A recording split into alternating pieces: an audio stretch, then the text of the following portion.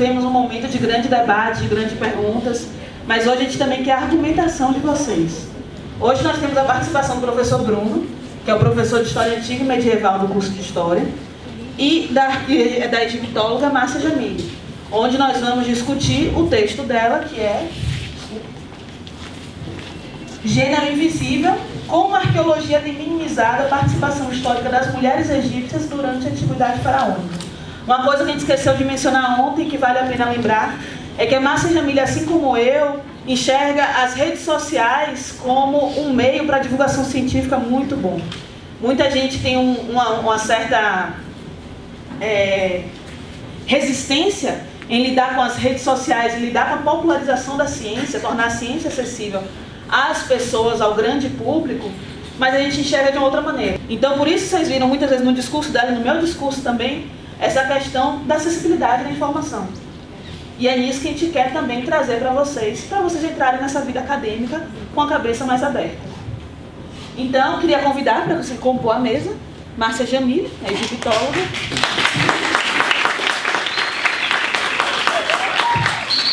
E o professor Bruno Kassab Pessotti.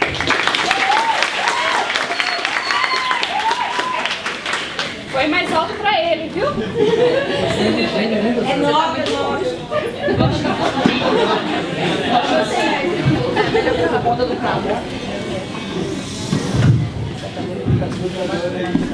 Não boto mais aqui, viu? Eu desejo um bom evento a todos e aguardo as questões de vocês para que a gente possa discutir.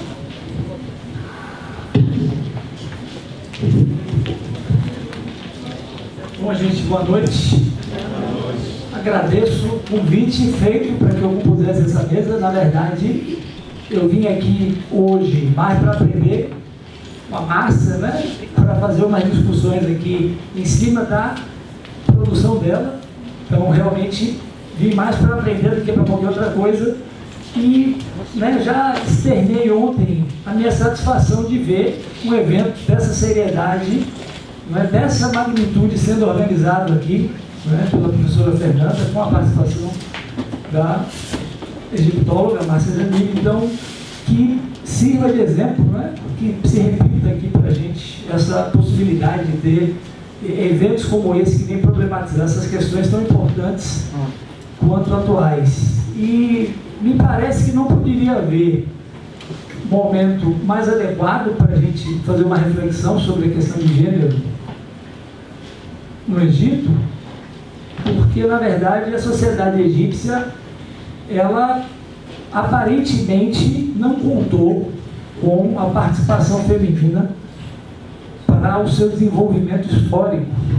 Então, realmente, a gente ouve falar de algumas raras exceções que parecem ser, na verdade, alienígenas, não esses alienígenas que desceram para construir as pirâmides, Eu falava deles na segunda-feira para os meus alunos, E aí, às vezes, na verdade, o papel que se dá aos alienígenas, por incrível que pareça, é maior do que o papel que se concede às mulheres. Então, o que eu digo sempre aos meus alunos, se você preferir acreditar que foi uma força, uma inteligência, uma intervenção alienígena que construiu essas pirâmides, ótimo, busque se embasar. Então, é algo que é da cabeça de cada um vai ler, vai ter a sua compreensão, vai escolher os argumentos que lhe são mais convincentes, mas não é impossível que você encontre mais informações sobre os alienígenas do que informações sobre as mulheres. Esse quadro vem se alterando, mas a gente vê que o impacto desse quadro na nossa sociedade, e essa nossa sociedade, a gente pode entender a sociedade ocidental, ou aqui a nossa sociedade, a manifestação desse ocidente aqui no Brasil, é ainda tardio e ainda engatinha. Então, essa ideia de que as coisas estão mudando, é bom a gente parar para pensar, porque as coisas estão mudando a um passo muito lento. E é o nosso papel fazer essa reflexão sobre isso. E a gente pode se utilizar da história, e a professora vai falar com mais propriedade, mas quando a gente começa a estudar a história egípcia, a gente vê que, na verdade, as mulheres foram protagonistas em todas as esferas da sociedade egípcia.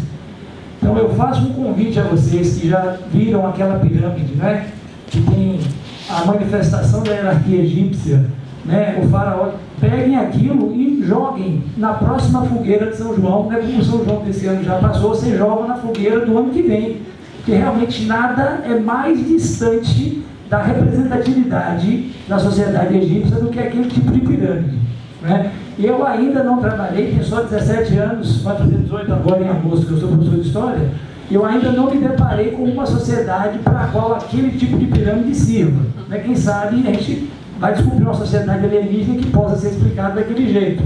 Aqui no planeta Terra ainda não, pelo menos dessas com as quais eu trabalho. Então, e nunca a gente para ver que até nesses detalhes você descarta o papel e a participação das mulheres, né? E quando tem uma mulher que aparece geralmente refém das representações midiáticas, geralmente refém de representações ridículas e estapafúrdias, como é o caso das inúmeras Cleópatras que passaram aí pelas vidas de quem assistiu filmes, desenhos e congêneres, né? Parece, na verdade, que não há nenhum tipo de preocupação com uma pesquisa séria para que se crie uma representação dessas figuras, pelo menos assim, eu não vou falar nunca de nenhuma mulher, né, que tenha passado pela história do Egito, mas já que eu vou falar dessa, deixa eu tentar me esmerar para fazer uma coisa miseravelmente bem feita. Então, a minha proposta, eu não vou me alongar, né, vou passar o microfone para quem realmente entende do assunto, é que a gente, na verdade, transfira essa análise, essa percepção, essa preocupação com a busca pelo entendimento do papel das mulheres na sociedade, e a gente tem que fazer isso na sociedade em que a gente está inserido, né, que a gente use essa informação, esse conjunto de informações que vão ser disponibilizadas aqui hoje pela Márcia para a gente, para fazer uma reflexão sobre o nosso papel aqui, homens, mulheres, independente de origem, de preferência partidária, de tipo de futebol. Na verdade, assim, muitas vezes a gente reproduz condutas e conhecimentos machistas e nem se dá conta. Exatamente para... Vamos fazer uma interpolação com aquilo que a Márcia falou ontem do orientalismo, né? A gente reproduz uma representação que a gente tem do Oriente e nem se dá conta, né? Do muçulmano como homem-bomba, bom, e por aí afora. Então, na verdade, a gente precisa fazer tem um cuidado grande para ver em que medida a gente não está contribuindo, né, para a perpetuação desse tipo de coisas, que são intoleráveis. E, na verdade, em alguns aspectos, a sociedade egípcia tinha um respeito em relação às mulheres que hoje, 4.000 anos depois, nós ainda não temos, né? Então, a gente precisa aprender muito com eles. Vou passar para a professora, que é quem realmente vai nos ensinar hoje sobre o papel da mulher na sociedade egípcia. Eu tenho algumas perguntas aqui, professor, que eu vou fazer ao fim da sua participação, viu? Obrigado pela atenção.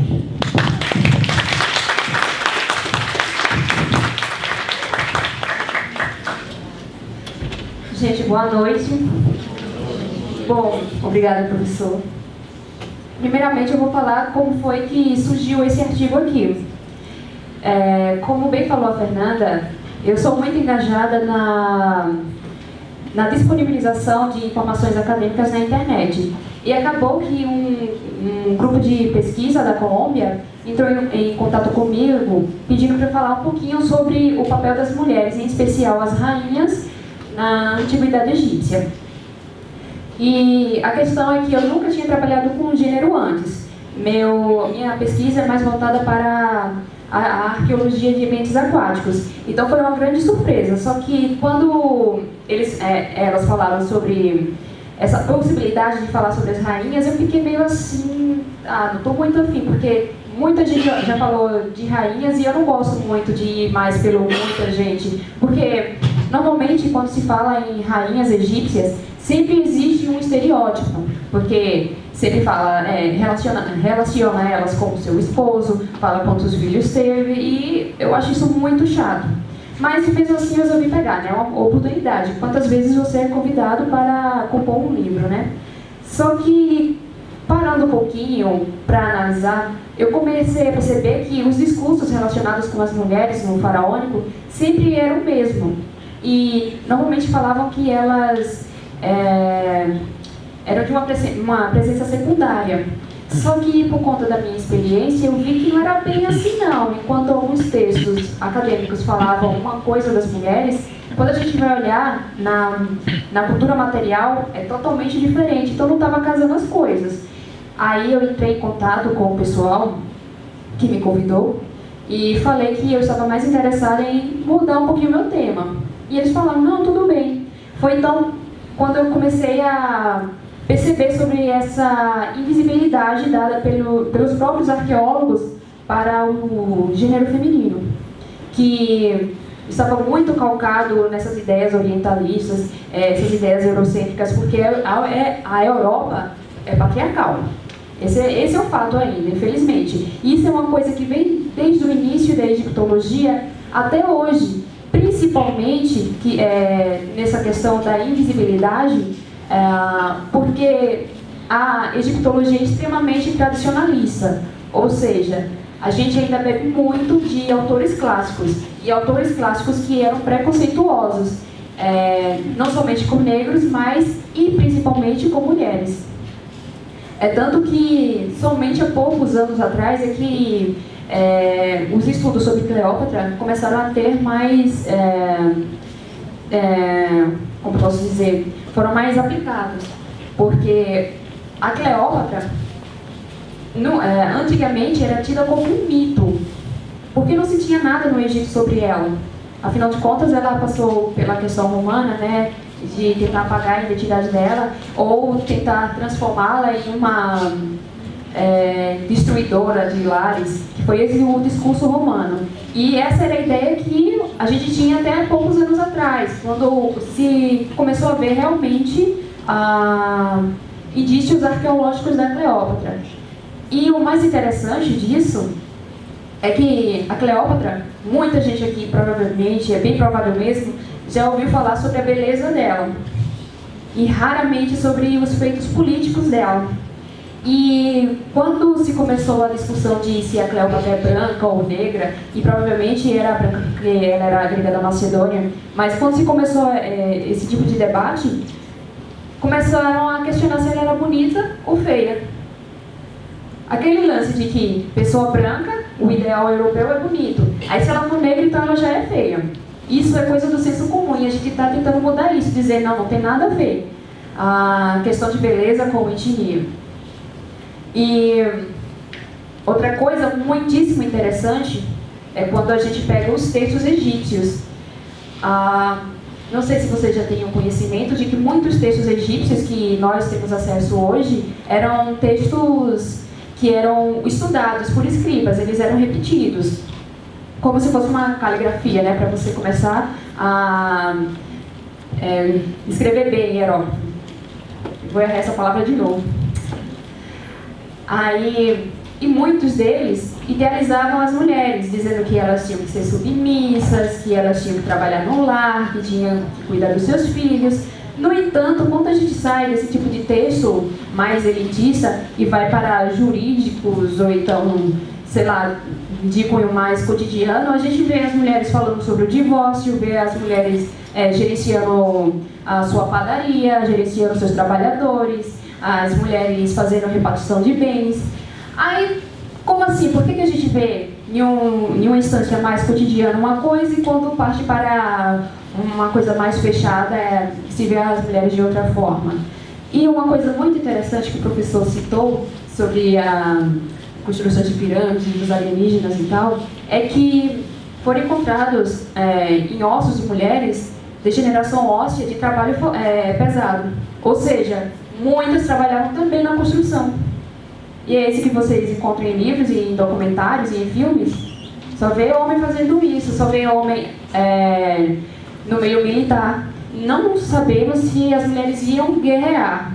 Eu mesma nunca encontrei nada desse tipo. Mas teve uma rainha que ganhou um tipo de objeto chamado colar da honra, que é um colar de ouro, dado especialmente para as pessoas que realizaram grandes feitos militares. Não precisa ir ao campo de batalha, mas organizou uma batalha e venceu várias vezes. Essa pessoa ganha isso, e essa rainha ganhou. Vocês veem isso em documentários? Nos livros de história?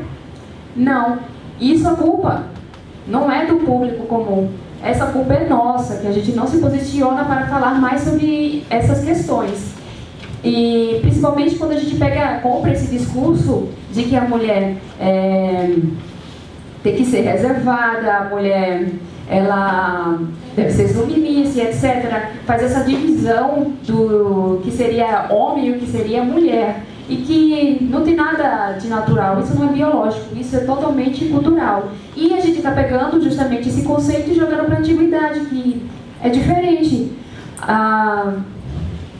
Você vê o posicionamento, como as mulheres eram tratadas no faraônico pelas próprias divindades. As principais divindades eram femininas, como Ísis. Só que fala, Ísis é a deusa da maternidade. E aonde? Ela é a protetora do trono real. Você pega a Hathor, deusa do amor, não é só do amor, também é das festas, ela também alimentava a população, e a principal divindade de fato não era somente o deus Ra, que é o sol, que por acaso alguns textos egípcios sugerem que tinha tanto papel masculino como feminino. A deusa Maat, a deusa da ordem, a quem todos os faraós deveriam responder, é uma mulher. E como é que fica isso? Então é isso.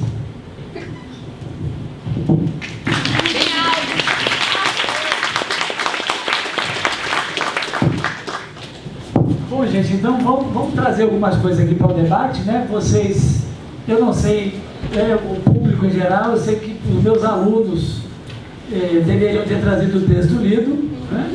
Entre o dever e o fazer, a gente sabe que às vezes dá uma distância grande. Eu deveria também ter os meus bolsistas aqui, mas estou vendo apenas uma parte deles.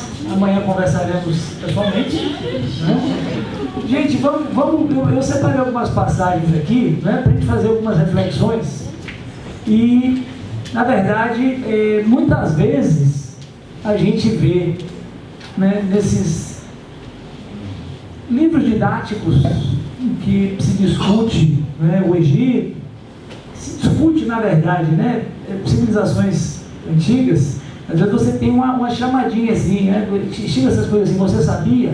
Aí tem a informação, você sabia que houve uma mulher que governou o Egito por 10 anos e fez isso e aquilo, e se vestia de homem, ela conseguiu enganar todo mundo e tal.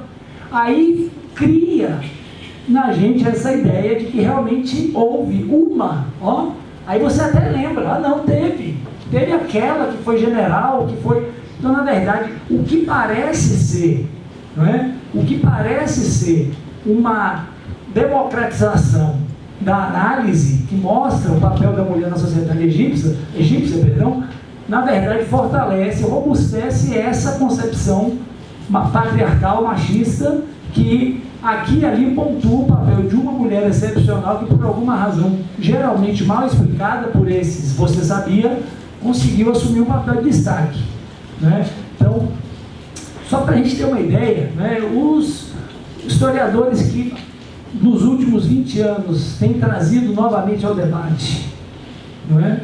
A história antiga disso, que aqui no Ocidente, né, na nossa forma de chamar a história, na nossa forma de olhar para o passado, ficou, né, designado de antiguidade oriental, né? Até eu falo isso sempre para os meus alunos, eu chamo a atenção, até nessa forma de delimitar o passado existe um juízo de valor, né? Porque a antiguidade europeia, greco-romana, é clássica. A antiguidade egípcia, mesopotâmica, fenícia é oriental. Então é aquela coisa que é antiguidade também, mas é uma coisa oriental, não é uma coisa clássica, né? Faz sempre essa comparação. É como se fosse um jogo assim, 15 de Piracicaba e Caldense, né? E a Grécia e Roma é como se fosse assim, um Fla-Flu, Brasil e Argentina. Então, às vezes a gente reproduz isso porque, né, é assim que o livro traz. Então, a nossa função é exatamente tirar esse véu machista e conseguir identificar isso e saber, qual é o próximo passo. Porque não dá para continuar refém disso. E não dá para continuar refém disso com base nesse argumento pífio e tosco de não, mas é assim que é ensinado, é assim que eu vou ter que ensinar para os meus alunos, né? Para quem vai ser professor de história, para os futuros historiadores que estão aqui. Não, mas eu estou aqui com um livro didático que traz isso. E se eu vou falar para o aluno uma coisa diferente, ele vai olhar para mim e vai dizer, não, mas professor, você está errado, porque não é esse que está no livro. E a gente ouve isso.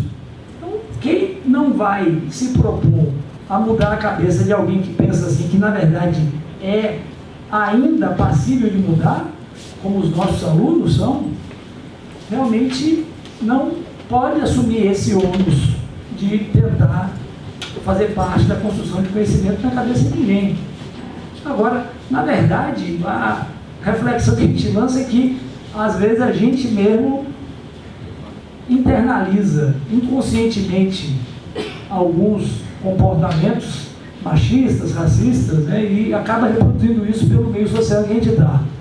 Então, né, como a Márcia falou, nos últimos anos tem havido uma ressignificação disso. E aí, Márcia, eu vou chamar a atenção de uma parte do texto para você. Já no começo, tem um momento aqui, para quem não tem o texto, eu vou ler, para a gente fazer uma reflexão aqui. Ó. A historiografia aponta, está na página 242. A historiografia aponta para a existência de 4 outras faraós anteriores conhecidas, que ela estava falando de uma faraó que ficou bastante famosa e tal. Aí tinham 4 outras, né, já discutidas pela historiografia. 2 delas carecem de confirmação, supostamente de Mequinete, período arcaico, primeira dinastia, Quentauis, do 4º reino, do antigo reino, 4ª dinastia, Notokert, ainda no antigo reino, na 6ª dinastia, Sobquenefro, médio reino, 12ª dinastia. Então, quando a gente para ler isso aqui, você fala, poxa, realmente, né, você tem 4 faraós, né? Confirmada. E faraó, porque faraona era a companheira do faraó. E quando a gente fala faraó, mulher era porque era aquela que ocupava o trono de fato, né? Tá? Então ela vai falar mais sobre isso. Aí eu parei para ver assim, sabe, Márcia?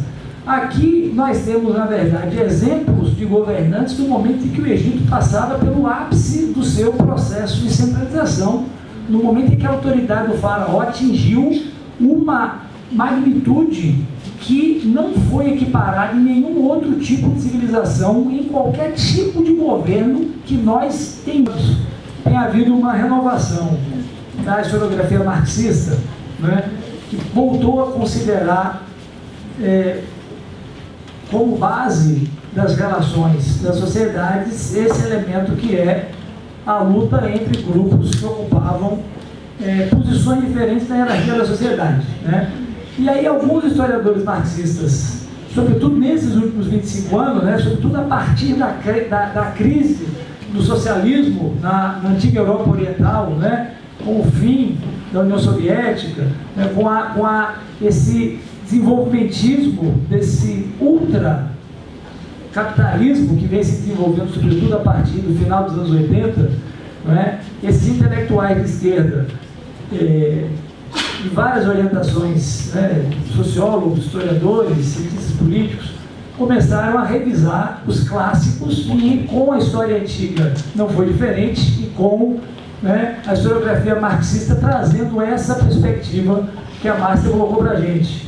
Então, tem havido alguns estudos recentes que se pautam na luta de classes, que jogam por terra essa ideia, né, que muitas vezes é preconcebida, né, como luta de classes, você imaginar esses elementos que na classe subalterna, como nas classes dirigentes, né, são pessoas do sexo masculino que acabam tomando as iniciativas. Tá? Então, recentemente eu estava lendo uma tese de doutorado que foi defendida na Universidade Federal Fluminense, ainda numa banca ainda presidida pelo nosso saudoso Ciro Cardoso, Ciro Flammarion, né, grande incentivador e precursor dos estudos históricos da atividade oriental no Brasil. E essa historiadora, né, que se chama Amanda Weidman, fez uma análise sobre o papel da mulher no 2º milênio antes de Cristo, a partir da literatura. Então ela vem desconstruir, e uma base da argumentação que ela usa casa com isso que a Márcia falou aqui pra gente. Então ela vai mostrar que as mulheres estavam inseridas e que essa literatura cotidiana, na verdade, que muitas vezes é comprada acriticamente, era, na verdade, a manifestação de um pensamento conservador que não apoiava a emancipação da mulher. em relação ao Egito, essa disponibilidade de fontes não existe. E como existe uma disponibilidade de fontes que tem um caráter simbólico muito grande, quem tiver dúvida sobre isso é só olhar o braço aqui da Márcia, né, que ela pode demonstrar isso de fato para vocês, que tem uma linguagem hieroglífica aqui tatuada. Você tem uma discordância muito grande em relação a esses símbolos, o que pode ser muito positivo para a criação de teorias diversas. Por outro lado, você não tem essa alternativa para compulsar, para cruzar informações de fontes distintas, né? E alguns desses historiadores bastante otimistas apresentam o número de que você talvez tivesse entre, né? Então eu já li de 0,1 a 10% da população egípcia como sendo capaz de ler, né? Então primeiro você vê como é distante a análise de uma tendência e de outra. Então pula de 0,1 para 10. Pode parecer pouco, não é? Mas se você coloca uma população de milhões de habitantes, a diferença entre 0,1 e 10 é bastante significativa, não é? Então você não tem como compulsar isso. E você tem uma população, não é, que não lançava a mão da escrita e que tinha na escrita uma manifestação de poder. A gente entende esse alijamento das mulheres, né, dessa história. Então, requer um cuidado muito grande, e quando a gente olha para trás, a gente costuma se enxergar, né, porque a gente não sai do que nós somos quando a gente olha para o passado, a gente acaba olhando e identificando aquilo que aos nossos olhos é comum, é familiar, não é? Então, requer muito cuidado. E eu dizia, mais cedo, eu já vou passar a palavra para a Márcia, eu dizia agora há pouco que essa renovação da historiografia marxista tem trazido o papel das camponesas, das servas de Estado, das escravas. Então essa nomenclatura também é bastante controvertida, né? Se encontra diversas formas de definir um trabalhador braçal, né, no Egito Antigo. Então você não tem um consenso, porque na verdade muitas vezes é difícil, não é, você fazer essa comparação. Eu uso sempre um exemplo, né? Na época que eu trabalhava no Instituto Francês lá em Salvador, e aí teve um francês que veio brincar o carnaval, e o cara falou para ele assim: fulano, cuidado com a muvuca. Aí ele pediu para alguém traduzir para o francês o que era muvuca, para ele dar cuidado. Ninguém conseguiu, né? Como é que você vai traduzir para o francês o que é muvuca? Né? Aí tentaram falar para ele que era muita gente junto. Ele falou: não, eu não tenho medo de muita gente junto. Ele falou: então vá lá e brinque seu carnaval, se você voltar vivo, ótimo. Então, agora você imagine, se você não consegue fazer uma tradução entre duas línguas neolatinas, você imagine uma linguagem simbólica morta para a nossa realidade de línguas ocidentais, sejam elas quais forem, inglês, francês, alemão. Então, a gente não pode se prender a esses detalhes, mas a questão é que, independente de chamar de servo, de camponês, escravo de Estado, filho do faraó, do jeito que se escolher chamar, tem sido considerado que o número de camponeses e camponesas era similar, como o número de trabalhadores e trabalhadoras braçais também. E aí essa moça que defendeu essa tese, ela mostra um conjunto de mulheres que são representadas em uma peça literária como controladoras do comércio de peixes, e elas começam a brigar porque elas começam a ganhar muito dinheiro e uma começa a querer tirar dinheiro da outra para ganhar mais prestígio. E através desse dinheiro que elas ganham com esse comércio, que era feito um pouco mais na pesca realizada no Nilo, elas começam a comprar elementos que vão transformando elas em socialmente distintas. Né? E se a gente para analisar, né? Bom, na descrição que a Amanda faz, essa historiadora, essas senhoras eram todas viúvas e tinham levado adiante o trabalho que elas haviam começado. Então, assim, não fala assim, a gente que levou adiante o trabalho do marido. Não é o caso dessa representação literária. Parece uma peça literária do século XIV a.C. Então, mediações ali de quando estava chegando o Tutankhamon ao poder. Né? Vamos imaginar, em 1350. Então, era comum, porque não era uma, era um conjunto, e elas estavam tentando uma dar o golpe na outra para ganhar dinheiro e para assumir a função da outra. E aí a Amanda fala o seguinte: durante muito tempo isso foi visto como um elemento para que se depreciasse o caráter da mulher. Então, na verdade, assim, não é?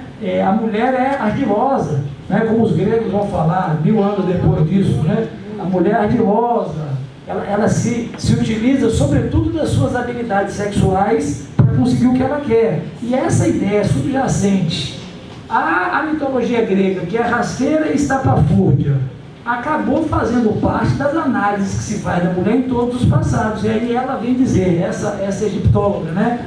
Mas não, porque se alguém constrói uma peça literária em que a mulher tem esse foro de protagonismo, é porque isso era socialmente aceito.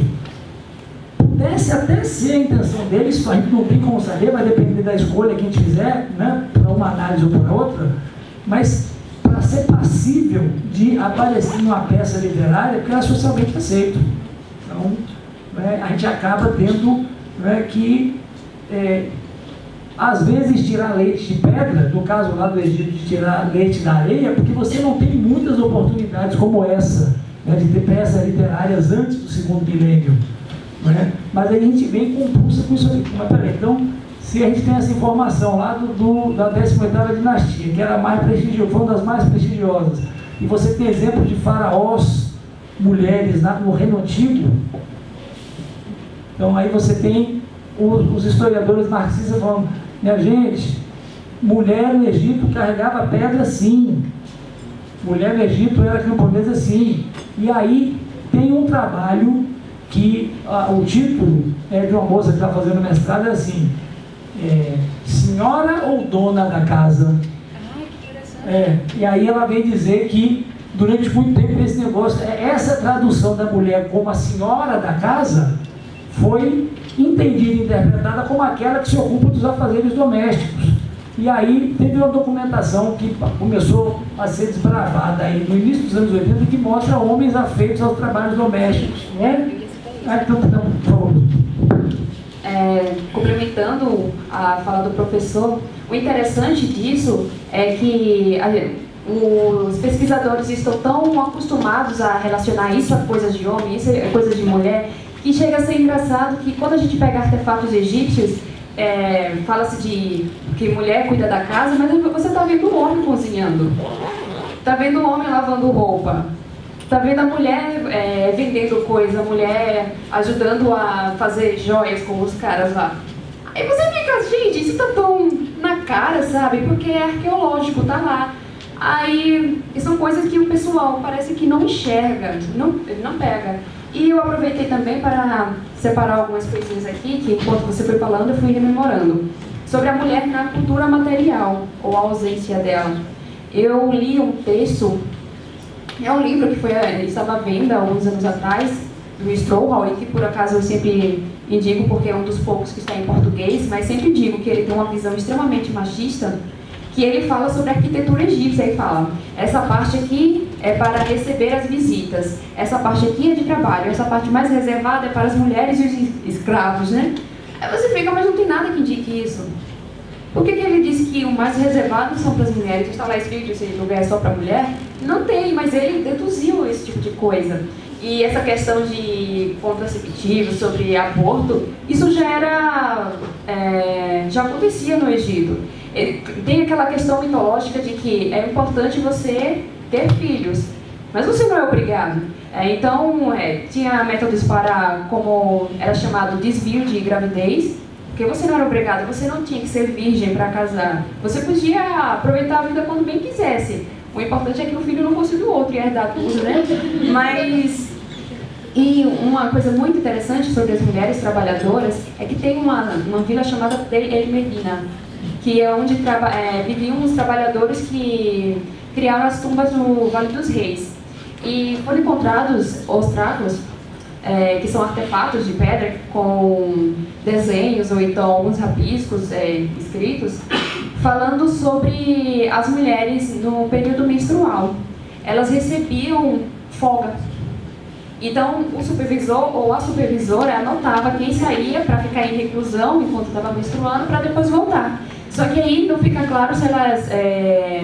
isso era abatido do salário delas, mas está claro que eles reconheciam esse direito delas de ficarem reservadas, porque não existia absorvente, né? Absorvente só surgiu depois da Segunda Guerra.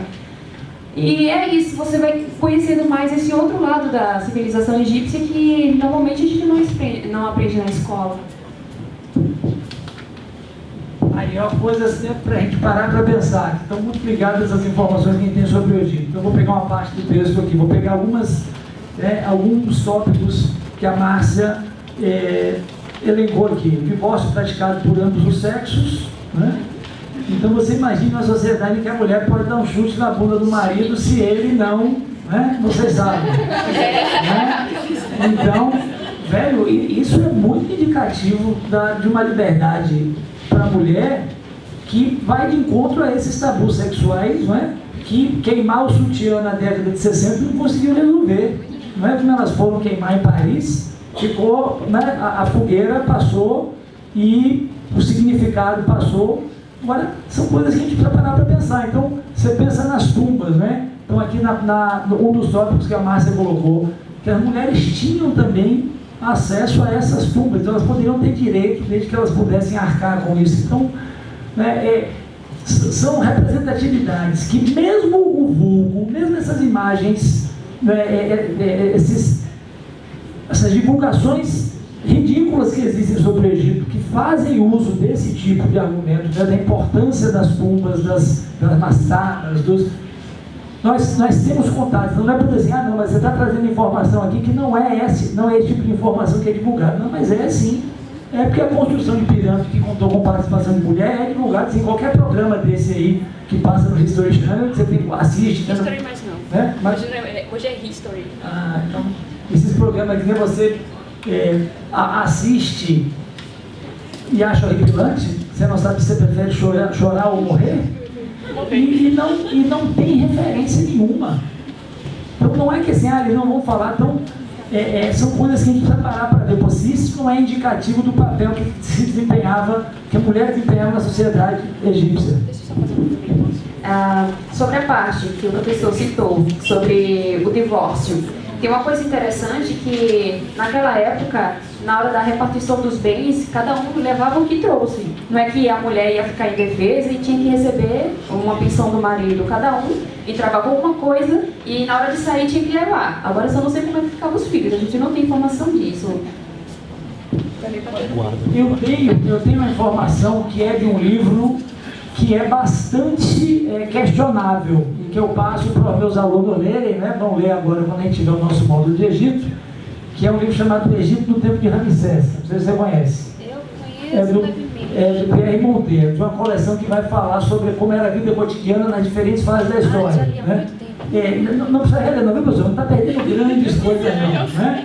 É o tipo de coisa que a gente vai ler lá na minha disciplina para aprender como não fazer. Né? E aí, não, precisa, né? Porque a gente precisa pegar esses exemplos também para ver, olha, tem esse texto tem esses méritos, mas tem essa lacuna. Então, como é um texto ao qual eu faço bastante críticas, e é a única informação que eu tenho, o que ele diz é que você dividia com os seus filhos a sua herança. Então, uma pessoa que tivesse 2, 3 casamentos, então ele pegava aquilo que era dele e dividia entre os filhos. Aquilo que era da mulher, ela podia ter outros filhos de outros casamentos ou não, e ela também dividia. Então, na verdade, o filho levava aquilo que o pai dava e que a mãe dava. Então, para esses casamentos que só tinham uma prole de mesmo pai e mesma mãe, era mais fácil. Mas como os comportamentos matrimoniais não foram dissecados ainda, para a gente imaginar como era isso no Reino Antigo, no Reino Médio, ou no Novo, ou nos períodos intermediários, não se fez, pelo menos na época que o livro foi publicado, não tinha se feito ainda esse tipo de mapeamento comportamental, vamos chamar assim, né, conjugal. Mas isso eu acho que é outro sintoma que demonstra, né, então vou repetir aqui, de um livro, né, que tem bastante, tem posturas bastante questionáveis hoje, pelo que a egiptologia produz hoje, né, nesses últimos 20 ou 25 anos, mas é de onde eu tenho essa informação. Então realmente precisaria de mais pesquisa.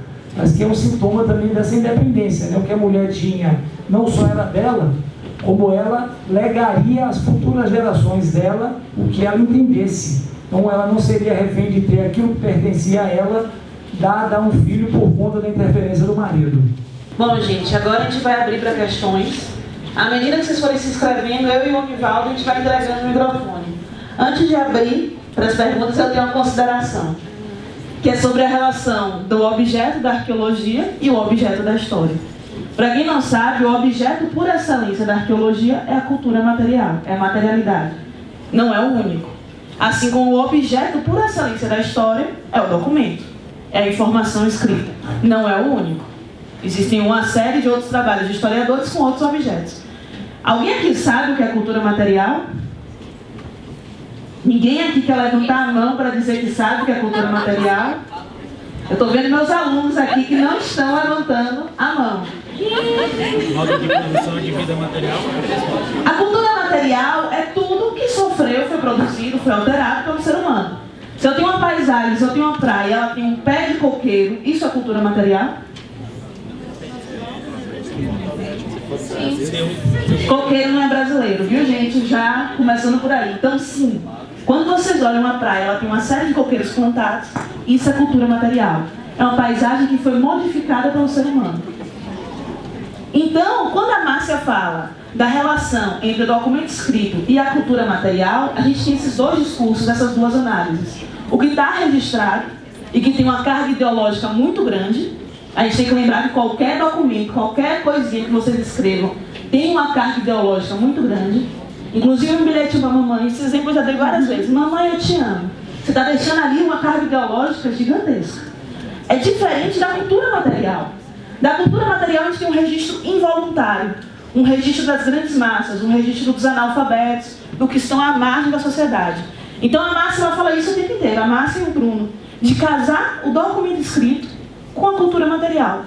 Quantas vezes a gente já leu coisas que são inverdades e a gente tem a materialidade para legitimar o que era uma inverdade ou o que era uma verdade?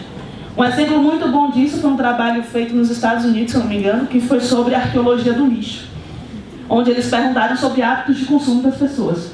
Eles foram na vizinhança e perguntaram às pessoas: o que é que você come? O que é que você faz em casa? E as respostas dos questionários foram muito claras, foram no sentido de: eu não fumo, eu não bebo, eu só como coisa saudável, eu não como nada enlatado. Lá em casa todo mundo é saudável, todo mundo leva uma vida politicamente correta, ecologicamente correta. E aí quando eles foram analisar o lixo dessas pessoas, eles encontraram outras coisas. Eles encontraram latinha de cerveja, eles encontraram cigarro, eles encontraram drogas ilícitas, eles encontraram presenças femininas de uma casa que não era para ter, uma mulher que dizia que não tinha ninguém. Então, vocês têm esses dois discursos que vocês podem trabalhar enquanto profissionais das humanidades, arqueólogos, historiadores, que é o da cultura material, da materialidade, e o do registro escrito. Só fazendo esse paralelo. Está claro para todo mundo que é a cultura material? Oi. Bom, eu me chamo William, sou acadêmico do curso de História, de Licenciatura em História, estou no 7º semestre. E a minha dúvida é a seguinte: outro dia no Facebook uma página LGBT publicou que há registros de pinturas rupestres e que aparentemente mostram lá duas figuras masculinas tendo uma prática sexual. Então a minha dúvida é se há algum registro de práticas sexuais entre mulheres, entre duas mulheres ou dois homens no Egito Antigo. E outra dúvida, que essa dúvida eu carrego comigo, eu acho que quem fez Bahia 1 carrega consigo. No texto Sodomia Feminina, na primeira visitação do Santo Ofício ao Brasil, da revista de História de hoje, de Lenisa Nogueira Napolitano, lá a Igreja Católica tenta entender como que se dava essa prática sexual entre duas mulheres.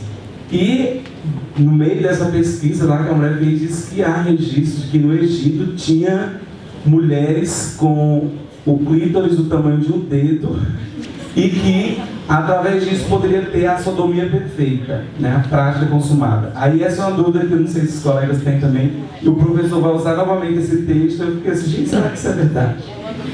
Gente, eu não ouvia isso já fazia, eu acho que uns 7 anos. Vou responder primeiro a última.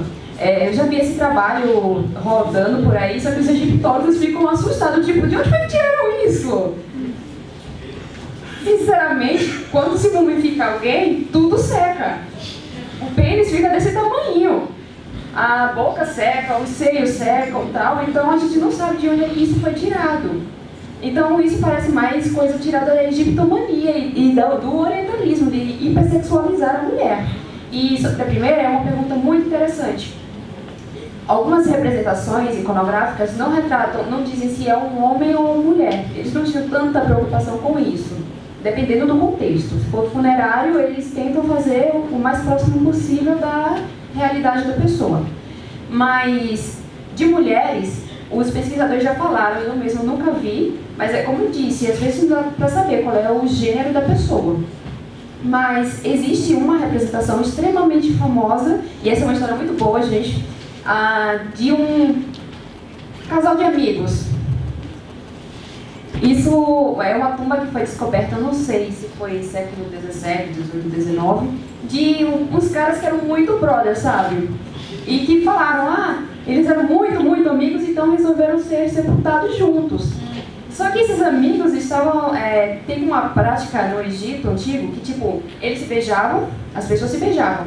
E também tinha o que chamavam de trocar hálito, que é você encostar o nariz na outra pessoa, para dizer que você é muito próximo daquela pessoa e quer passar vida para aquela pessoa. E esses dois super amigos, brother, são tão amigos que estão fazendo isso. Aí, alguns egiptólogos mais tradicionais falaram, não, mas isso aí é bobagem e tal. Só que novos pesquisadores com uma cabeça já diferente começaram a olhar e pensar, será que são irmãos para estarem tão próximos? Até que alguém teve a ideia e disse, cara, acorda! Né? Mas, assim, existe essa vertente de que podem ser realmente só amigos, ou então que são irmãos, ou então que eles são um casal, porque a representação deles é muito compatível com um casal. Mas é uma coisa realmente que está muito em debate, eu espero ainda escrever sobre isso, mas é um assunto muito interessante, mas não está confirmado qual é a relação deles. E o mais interessante é que se eles forem mesmo um casal, é que eles também eram casados, eu já estou falando que eles eram casados, casados entre si, né? Eles tinham cada um uma esposa e filhos. Então, se eles foram mesmo um casal, a relação a homossexualidade no Egito, em termos sociais, seria bem diferente da nossa. Que hoje, um casal homossexual pode casar e não precisa ter uma esposa, mas naquela época talvez fosse assim, que era visto correto para eles, ou então foi só um caso em particular, a gente não sabe, mas o fato tem esses dois homens, eles estão representados como se fossem um casal, e eles são casados com esposas, mas o interessante é que na tumba, é como se a tumba fosse feita para eles e eles levaram a família. Então fica aí aberto, mas tem muitos trabalhos bons acerca dessa tumba. Eu não lembro o nome deles, mas se você quiser passar um e-mail para mim, eu posso passar o trabalho para você ver. William, o clitóris gigante, ele não aparece sempre, não é? Mas existem algumas representações de algumas mulheres pecaminosas a partir de relatos feitos por monges, por prelados na Idade Média.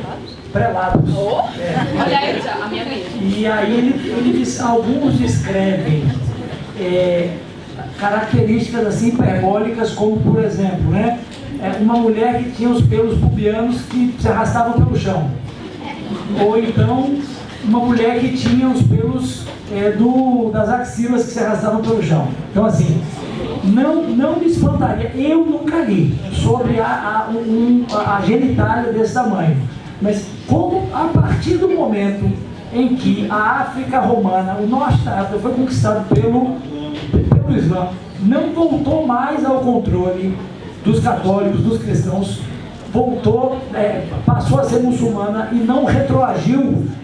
Algumas regiões desse universo que faziam parte da cristandade e deixaram de fazer, começam a aparecer, sobretudo a partir do século X, como locais que se assemelham em algum sentido às regiões infernais. Tá? Então até que você tenha o inferno, não é, do Satanás mor, não é, que a gente pensa que para a igreja tinha essa representação, na verdade as regiões infernais elas estão difundidas por aí. O céu é um, mas o inferno está muito dividido. Então você tem várias localidades que faziam parte e que tem esse significado simbólico. Como eles já haviam sido cristãos e não eram mais, começam a aparecer como locais infernais. E um desses locais que mais aparece a partir do século IX é o Egito. Então, assim, como eu já li sobre essas hipérboles associadas ao corpo das mulheres, e não é incomum você ter antigas possessões cristãs associadas a regiões infernais, né? Se você imagina que a partir do século XI vai haver uma corporização da mulher como a representação do mal, do pecado, né? E que tem na sua antípoda a Virgem, que é o órgão cu que não pode ser igualado. Então, como ninguém mais pode ser igual a ela, todas as outras são adeptas do Satanás, filhas de Eva, como elas vão ser chamadas uma parte grande da Idade Média. Não me espanta que essa possa ter sido uma construção da igreja dos séculos, talvez 14 e 15, que foi trazida para cá, né? Porque a gente está falando da primeira visitação, está falando de meados do século XVI. Ela tinha um traço bastante pronunciado dessa mentalidade que vigorou 500 anos antes, mas realmente essa definição eu não tinha lido. Eu já li, como eu te disse, são partes do corpo da mulher hiperbolizadas, mas a genitália eu não conheço. Boa noite, meu nome é Rayane, eu sou do curso de licenciatura em História também, e eu fiquei com uma dúvida sobre a sacerdotisa, o papel social e político que elas tinham dentro da sociedade egípcia, porque a gente ouve falar muito de várias coisas, mas eu senti nas coisas que eu já vi até hoje uma carência sobre o papel que elas tinham dentro da sociedade. Existem muitos trabalhos sobre o assunto. O problema é que, ao menos em português, é tratado de uma forma muito rasteira e na bibliografia estrangeira é muito estereotipada. Normalmente, quando a pessoa vai pesquisar pela primeira vez sobre sacerdotisas, já vê logo sobre prostituição. E não é essa a realidade. Uma coisa que eu tinha que falar, e agora lembrei, é que algumas mulheres eram donas de templos. Elas herdavam o templo e levavam adiante. E as sacerdotisas, em algumas épocas, tinham uma posição social extremamente elevada. Tem um período chamado, durante o terceiro período intermediário, já bem no final do faraônico, onde os faraós núbios dominaram e tinham as divinas adoradoras. E essas mulheres em Tebas, elas tinham um controle político enorme. Só que a bibliografia sobre elas é bem curtinha. Você tem que pesquisar muito para saber. Sobretudo porque eram mulheres negras da África Central, saindo de lá, subindo e dominando o Egito. Aí quando você vai pesquisar é muito, muito raro. Mas dependendo do período, a gente vê muita manifestação de sacerdotisas, às vezes bem menos, mas é sábio que ao longo do faraônico elas tinham um papel muito importante. As rainhas, elas tomavam o papel de sacerdotisas, principalmente representando o Hathor. É tanto que elas tocavam o cintro, aí tinha as sacerdotisas que cantavam no templo. Eu trouxe até uma menina perguntou sobre tatuagem. Essas mulheres tatuadas, elas eram cantoras e tinham uma ligação com o sacerdócio.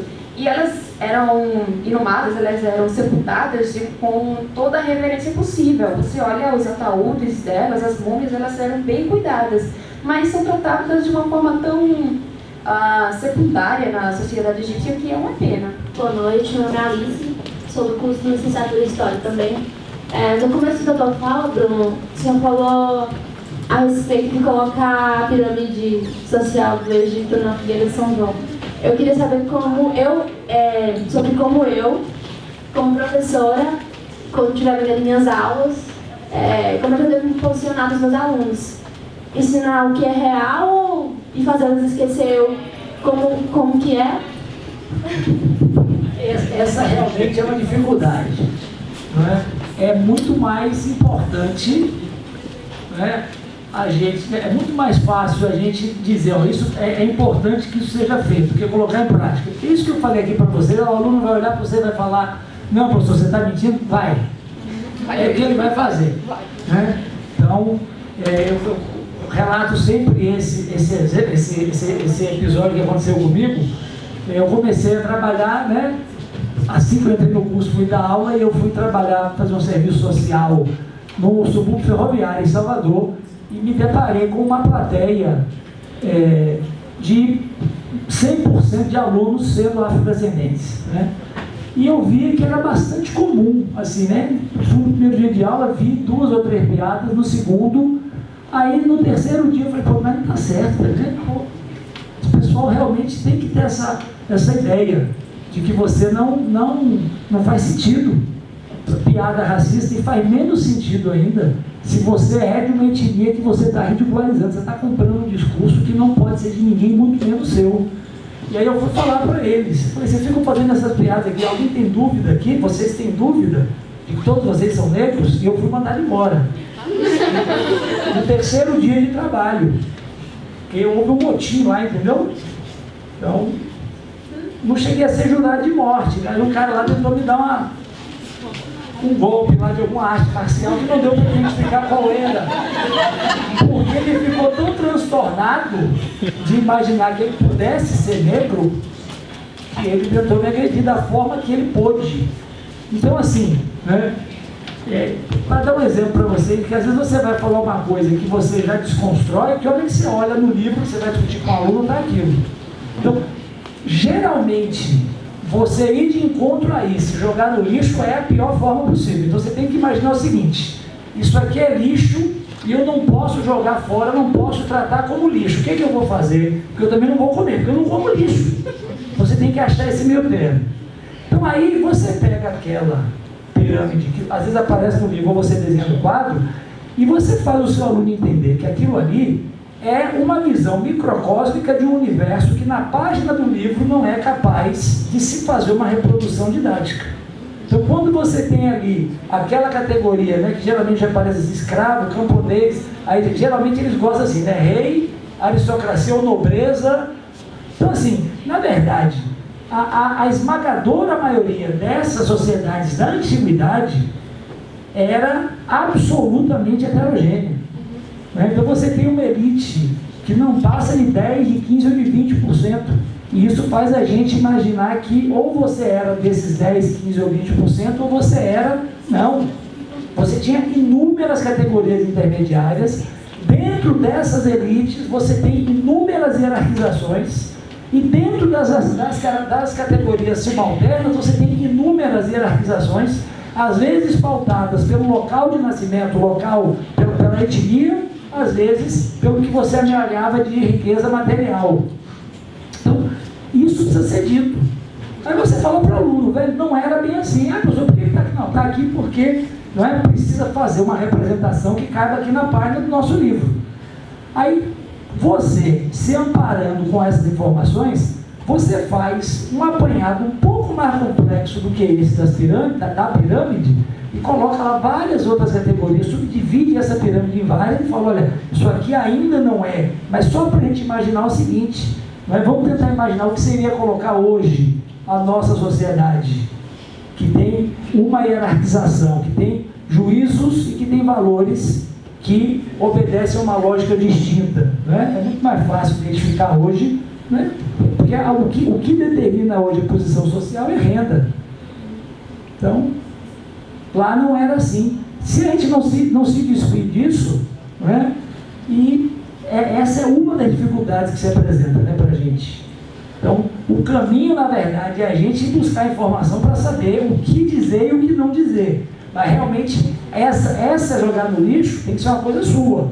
Se você falar isso lá dessa forma radical, talvez não seja o melhor caminho.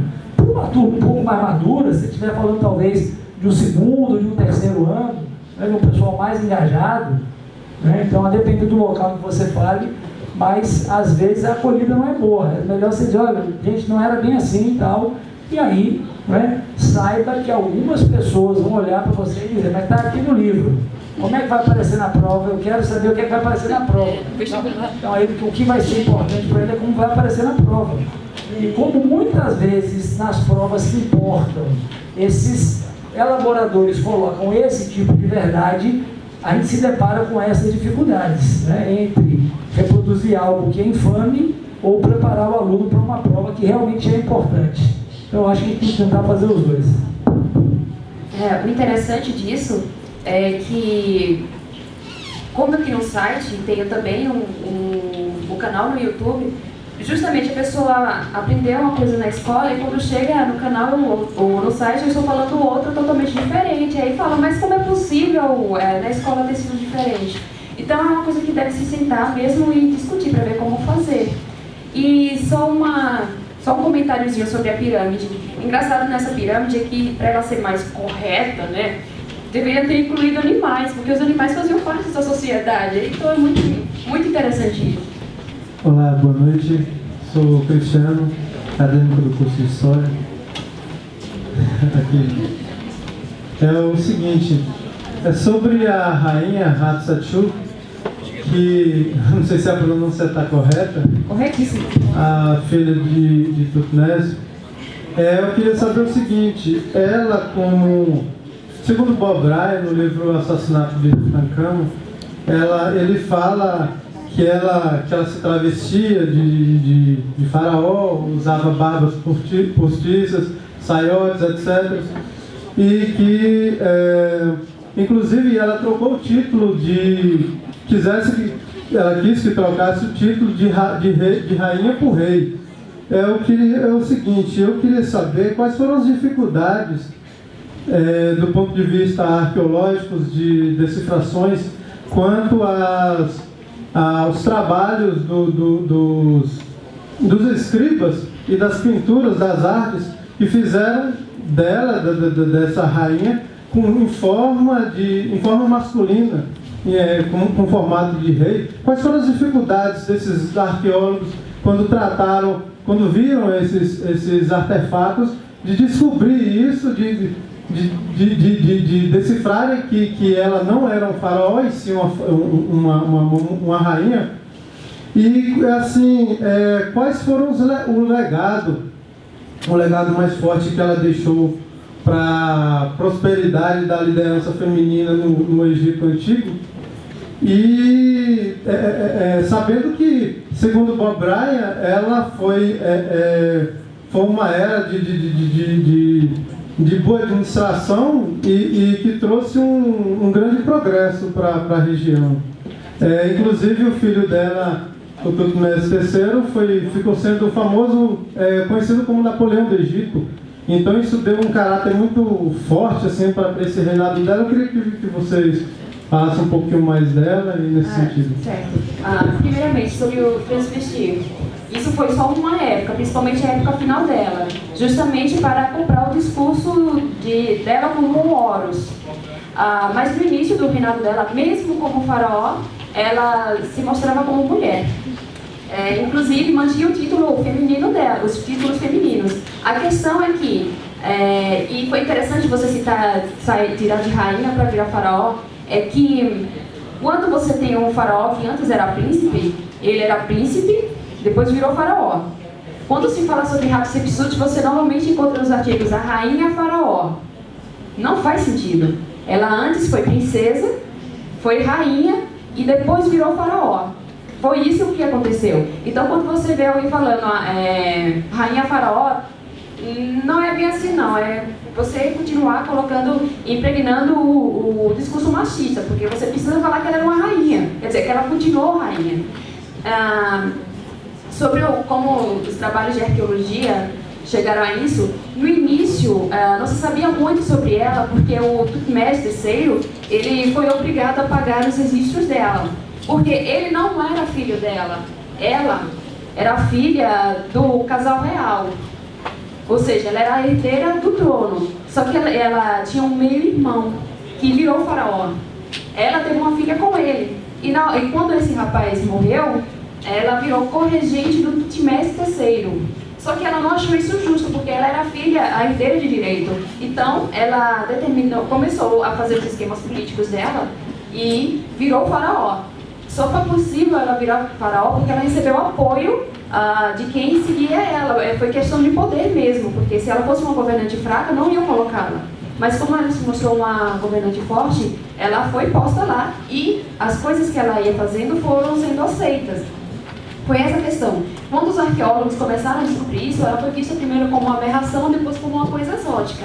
Hoje, a visão que se tem de Hatshepsut está mudando muito. principalmente parou-se de romancear, dizendo que o Tutmés não aceitava ela como trono do Egito, então excluiu o seu nome, apagou suas coisas. Mas a verdade é que, como ele não era filho dela, ele tinha que ter uma justificativa para estar no trono, porque se ela era a filha, a herdeira, ela morreu. E ele, que só era alguém mais secundário na história egípcia, está assumindo o trono, o filho dele não teria direito a pegar o trono. Então ele fez isso pelo filho. Os arqueólogos começaram a perceber que essa destruição da memória dela só começou no final do reinado dele. Mas ele tinha um grande respeito por Hatshepsut. E ela, como tinha uma visão mais imperialista, tanto que somente um período egípcio é considerado como um império, que foi após Hatshepsut, que ela tinha essa visão de expandir o Egito, ela mandava ele para treinar a arte da guerra. Por isso que ele se tornou um grande general. Provavelmente nós não teríamos o Tutmés III se não fosse a Hatshepsut botando ele para aprender as coisas. E nós sabemos disso. Mas só quando a gente vai ver o que é levado para o senso comum, começa com uma história romanceada de que ela usurpou o trono, de que ele depois queria se livrar da memória dela, que é uma bobagem. Não nos esqueçamos, né, que esse momento, a partir da retomada do controle, né, com a saída do Amenófis IV, né, do Akhenaton, nós estamos falando de um período da história do Egito em que o Egito está aberto a alianças internacionais, vamos chamar assim internacionais, e um dos elementos basilares dessa aliança é o entendimento entre as mulheres de cada um dos reinos em questão, não é? Então, você tem mulheres que vão fazer diplomacia, e a costura da relação do Egito com o Império Hitita, que não se consumou antes, porque quando a princesa Hitita se encaminhava para se casar com o mesmo Tutankhamon, ela foi assassinada, e aí amanhã, na sexta-feira, a Márcia vai dizer para a gente sobre como é a exumação dessa múmia, se a gente pode acreditar no Bob Bly. Se essa história é verdadeira. E se essa história é verdadeira, né? Então, para a gente saber a resposta, a gente vai ter que vir na sexta. Mas as mulheres eram enviadas, não é, como agentes para se fazer alianças, não só no sentido de que você precisaria de uma mulher para fazer o matrimônio com a potência com quem você queria estabelecer suas relações, né, diplomáticas e militares, mas também para representar uma corte na outra. Muitas vezes eram enviadas princesas que faziam essa costura, esse papel de aproximação, que era um papel eminentemente político. Só usando mais um exemplo, a ver com o Amenhotep III, é o quarto, o Akhenaton. Olha aí, você estragando tudo. A mãe dele, quando o Akhenaton virou Akhenaton, né, que antes era a Amenhotep IV, aí virou Akhenaton, ele achou que estava mandando em tudo. Aí ele tinha que trocar presentes com reinos estrangeiros, só que assim, em vez de mandar uma peça totalmente de ouro, ele mandava uma peça de madeira coberta de ouro. Então, quando esses governantes começaram a receber isso, foram reclamar com a mãe dele, falando, tem alguma coisa estranha aí, porque é ela quem resolvia essas coisas. E ela tinha que intermediar essa conversa entre os egípcios com outros reinos. E é muito interessante ver isso, sempre procurando as rainhas, porque esse era um dos papéis das rainhas. Existem os haréns, os famosos haréns egípcios, que não existia. Um harém era uma instituição, o harém, né, o jeito de falar, uma instituição política, onde as mulheres elas se reuniam, principalmente a rainha, e decidiam inclusive sobre sucessão real, sobre quem é que ia compor o casal real, de onde seja para outro império, para começar essas alianças. Mas quando você pega filme, novela, literatura, o harém é onde fica as mulheres lá bestando, esperando o farol para, enfim, né?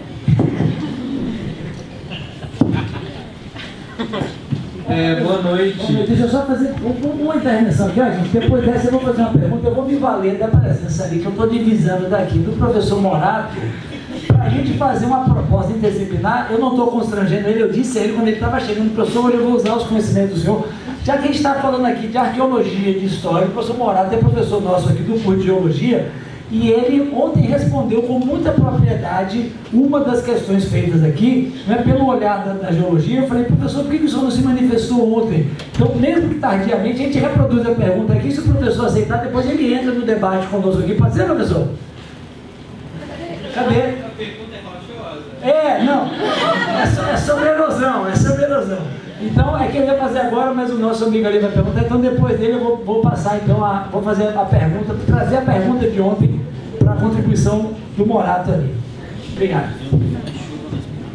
Meu nome é Christian, do curso de Ciências Biológicas, e uma coisa que se fala muito hoje em dia é a questão da classificação de espécies, etc., que é o que a gente chama de sistemática e taxonomia. Existe, no caso, nos estudos sobre o Egito Antigo, algum indício de trabalhos com relação à área da biologia sobre classificação de seres vivos e medicina, no caso, entre aspas, avançada, como processo de mumificação? Não existe, até porque o conhecimento médico que os egípcios tinham era mais retirado durante a mumificação, porque eles tinham muito respeito pelo corpo humano. Eles não faziam análise do corpo e tal. Tudo que eles aprenderam foi durante a mumificação. É tanto que o cérebro, por exemplo, era jogado fora, porque eles achavam que não tinha nenhum interesse. Eles não analisavam, mas praticavam cirurgia. E assim, eles não tinham como eu posso dizer, um livro classificatório. Nós não temos nada disso, era tudo mais voltado pelo lado místico. Classificação de espécies não tinha. Por exemplo, se você pegar sapo, eles achavam que só existia um animal, não sabia que tinha outros. Tartaruga, a mesma coisa, cachorro era cachorro, gato era gato e assim ia. Eles não classificavam, só davam nomes e às vezes o mesmo nome para animais diferentes. É tanto que hiena era tratada como se fosse um cachorro. Eles não domesticavam para ficar junto, mas eram mumificadas e dadas como oferenda para nubes. Então não tinha assim dessa forma, até porque a classificação é uma coisa, entre aspas, mais recente. Tem informações sobre a relação dos egípcios com os animais. Você tem trabalhos de história em que as pessoas, analisando a relação com o meio, com o deserto, aí você tem alguns estudos de como era a relação com o gato, com o cachorro, com o rato, assim, né, baseado em relatos, mas não com esse aporte classificatório, muito mais com um aporte como esse que a Márcia falou, né? O religioso, quais eram os da convivência, quais eram os do sacrifício, quais eram os das oferendas, tá? Mas não com esse tipo de interesse aí que você mencionou. Eu ia fazer... Morato, fale, compartilhe aqui conosco aquela... Deixa eu fazer uma pergunta antes. Me deu a vez, calma. Na verdade, assim, eu não sou especialista dessa área, não, e tenho só muitas curiosidades, assim. Então, quanto à questão das mulheres no Egito, que me parece, em termos de história, assim, que muitas vezes nas sociedades patriarcais, realmente, quando a mulher podia ser ignorada, ela era ignorada. Ou então, quando não dava para ignorar, ela era estereotipada. Mas um caso que eu acho que é muito à parte, assim, é o caso de Nefertiti, que é uma dessas mulheres que não deu para ignorar. E como que vocês têm uma ideia, assim, como que foi a visão sobre Nefertiti? Se mudou, mudando? Eu acho que num primeiro momento até, acho que ela sai um pouco dessa norma, assim, porque realmente Nefertiti foi uma figura que não deu para ignorar. Então, professor, a questão é o seguinte, é porque Nefertiti ela fez parte de um período um pouco diferente, porque tem relação com a adoração somente ao sol. Não quer dizer que só se cultuava um deus, existem pesquisas que dizem que na verdade não era bem assim não, mas isso só tendo uma outra palestra para explicar mais. Mas é porque ela fez parte desse período que é único na antiguidade egípcia, que foi um período de menos de 20 anos. E justamente a fama hoje da Nefertiti tem muito mais a ver com a beleza dela do que com os feitos políticos, embora ela realmente tenha feito muita coisa. Mas se a gente for olhar paralelamente, outras rainhas também tiveram a mesma desenvoltura da Nefertiti, mas não são tão citadas assim, porque não tem o lado místico da beleza da Nefertiti. A filha dela, por exemplo, a Anck-Sinamon, a esposa do Tutankhamon, ela aparentemente tinha uma postura política bem esclarecida. É tanto que tem um tipo de ritual relacionado com embarcações no Egito, em que normalmente o faraó ficava somente com a sua embarcação e mais outras embarcações para os deuses. No caso da Anck-Sinamon, a filha da Nefertiti, ela tinha sua própria embarcação, e isso está registrado em um templo egípcio. E quando a gente olha outras rainhas, também começa a ver essas coisas. O problema é que não ficou tão popular por conta da beleza, né? Infelizmente. Embora tem eu não me lembro se é o Robert Parkinson, tem um egiptólogo estadunidense que ele diz que algumas teorias sobre Nefertiti foram criadas a partir da análise do busto dela, da análise assim, como ela era bonita, aí teve gente que falou assim, olha, ela certamente influenciava o faraó. Não por ser habilidosa politicamente ou por se levar em conta a opinião política de uma mulher, mas você olha para o busto e fala, olha, por esse busto aqui, por esse busto ser bonito, vamos supor que ela fosse realmente assim, certamente ela mandava, ou seja, as mulheres feias não podem mandar no marido, porque não tem como influenciar, né? É o tipo de coisa que se teoriza. Mas aí esse cara ali falou o seguinte, que na verdade a Nefertiti acabou desfrutando, ele conta essa história, e diz que ela acabou desfrutando disso por conta do busto, e que você tem outros exemplos de atuações políticas de mulheres do Egito, que por não terem tido esse beneplácito de contar com um busto, acabaram passando despercebidas. Então assim, uma parte grande do folclore que nasceu em torno dela se deveu, como a professora disse, a essa imagem dela, que se eu não me engano está em Berlim hoje, não é isso? Então, acabou gerando isso. Na verdade, assim, a sensação que eu tenho é que a Nefertiti foi um caso, não à parte, mas um caso, o à parte dela foi um busto ter sobrevivido. Mas ela estava inserida num contexto de participação das mulheres e ela foi uma manifestação que chegou até nós, que chegou até a posteridade. Acabou se fazendo um folclore muito grande pelas razões erradas.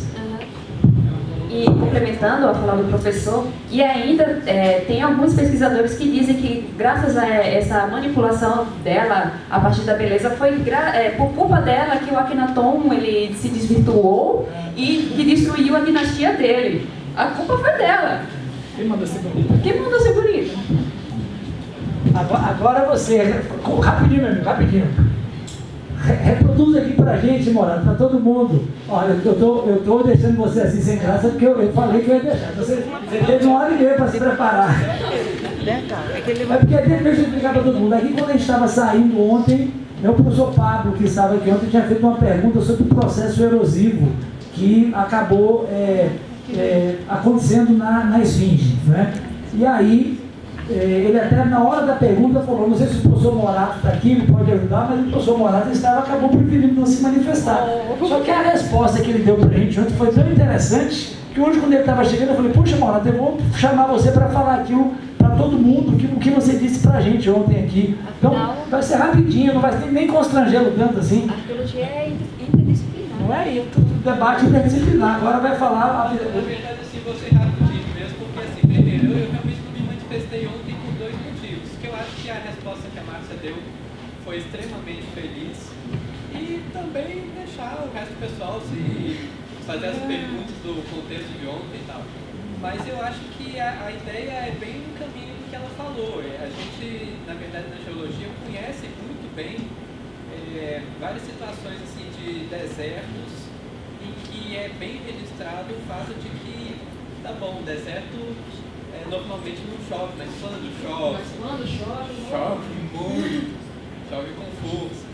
Então, assim, é um fenômeno bem registrado na geologia, são essas chuvas torrenciais esporádicas que acontecem e que, assim, apesar de eu nunca também ter estudado a fundo ali as esfinges e tudo mais, né, a erosão da esfinge, não me espanta ter erosão por água numa situação dessa. Não precisaria invocar, por exemplo, que a erosão por água significa que ela teve que ter um momento antes mais úmido para isso, e por isso a esfinge teria que ser muito mais antiga, porque na verdade todo o contexto ali ele permite um pouco isso, né? Você tem as chuvas que são torrenciais, tem um fenômeno de escoamento superficial muito forte, onde tem terreno rochoso, a esfinge, até onde eu sei, está numa depressão e ela é construída sobre calcário, então você está num terreno rochoso, né? O calcário é muito menos permeável do que o deserto em si. Então, junta essas chuvas torrenciais, esse escoamento superficial forte, numa área que ela pode inclusive empoçar. E, enfim, não precisa de, acho que tanto assim, para imaginar essa erosão aí. É por isso que a arqueologia é interdisciplinar. Essa sugestão da erosão da esfinge foi por muito tempo, por água, né? Foi ignorada. Só que quando citou geólogo e arqueólogo para conversar, porque arqueólogo encontra aquela barreira lá contra a água. O geólogo está falando que teve erosão por água. Aí, quando se olhou todo o contexto do sítio, aí começou a chegar a essas deduções. E só para complementar uma curiosidade, professor, ficou sabendo que nevou no norte do Egito? Isso na nossa era, foi alguns anos atrás. Também acontece, é outro problema de deserto, mas que o pessoal aqui em Barreiras também. Olha, eu acho que eu já estou entendendo, Barreiras é Egito aqui no Brasil. Um pouquinho mais Boa noite, eu me chamo Sidna, estou no terceiro semestre de Licenciatura de História. São duas perguntas agora. A primeira, sobre Nefertari.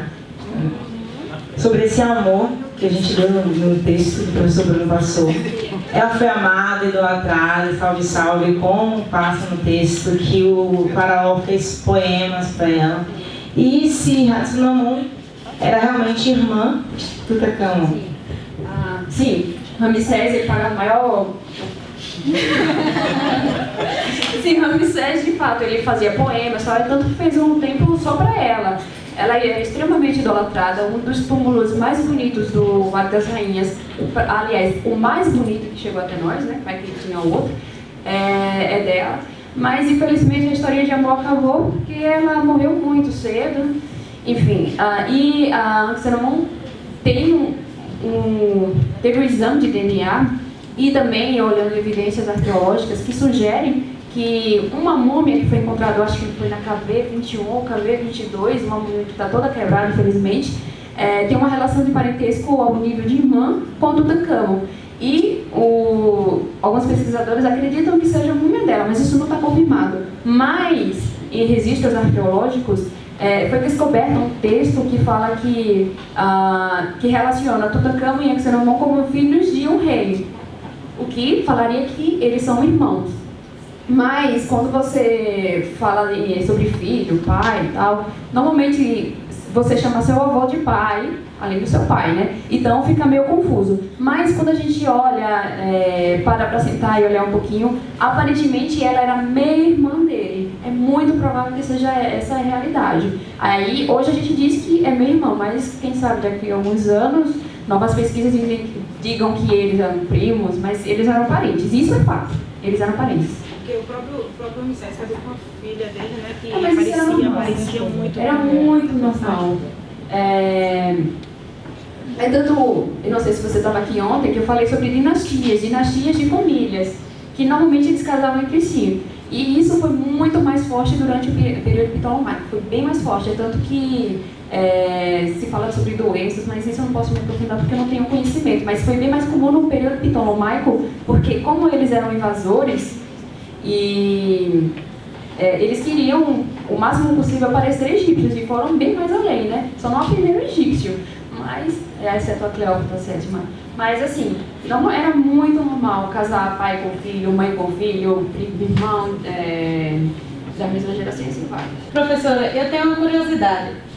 Quando a gente se fala só de faraônia, de rainha, eu queria saber qual era o papel da mulher simples, daquela do cotidiano, do dia a dia, e o que essa rainha, essa faraônia representava para essa mulher.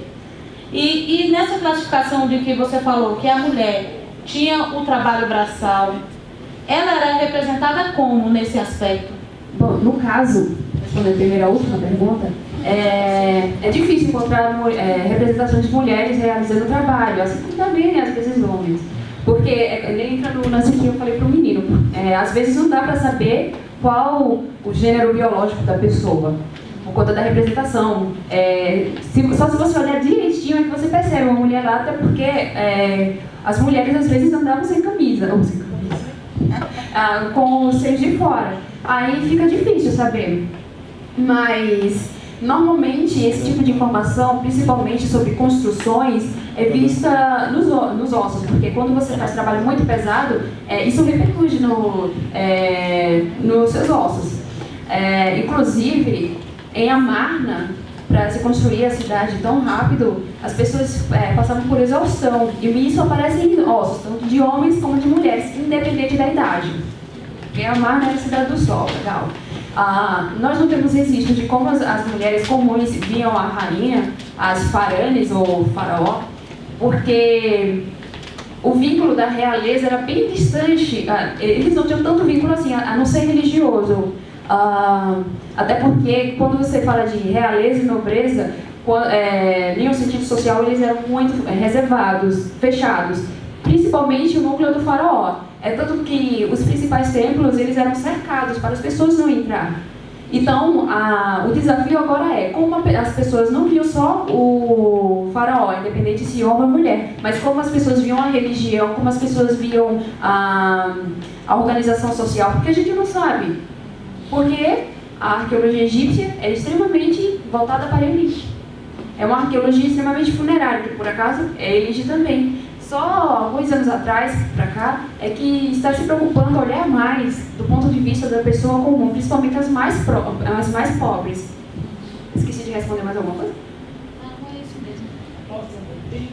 A gente tem que levar em conta também, né, quando a gente pega, por exemplo, esses pesquisadores que têm essa inclinação marxista, né, que são pessoas que acreditam nessa ideia de que a concepção de mundo nasce da realidade material, né? Então, assim, alguns são bem céticos em relação a essa ideia de que houvesse esse respeito absoluto. Sim, como... independente, esse respeito absoluto independente se homem ou mulher, porque eu acho que Ramsés III, na época de Ramsés III houve uma greve contra o faraó, reclamando porque eles não receberam o seu devido pagamento. Hatshepsut, a própria, foi encontrada em uma pedreira próximo a um dos templos dela, o templo mortuário, uma cena dela com um servo em meio a um coito.